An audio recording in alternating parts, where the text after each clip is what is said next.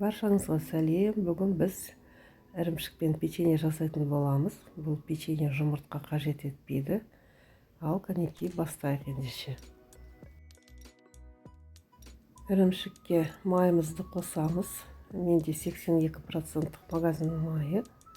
Жақсылап тұрып осылай араластырамыз.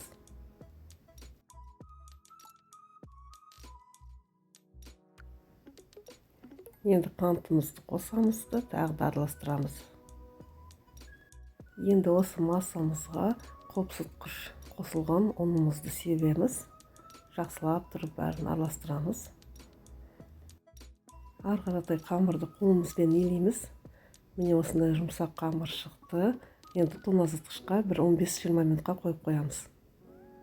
Енді қамырымызды екіге бөлеміз да, екі бірдей бөлікке бөлеміз да, осылай жуандығы 3-4 мм нанымызды жазамыз.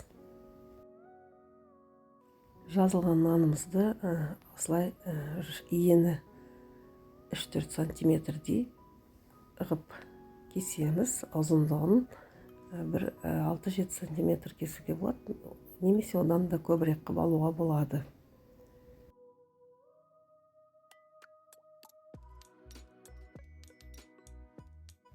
Үстіне осылай қант себелейміз. Корица болса, корица да қосуға болады. Мен қосқан жоқпын. Сосын осындай ғып ораймыз.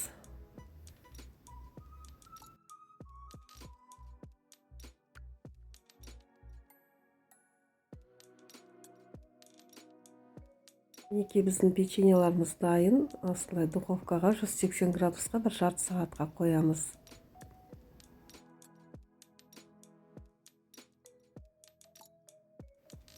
Біздің печеньеларымыз пісті.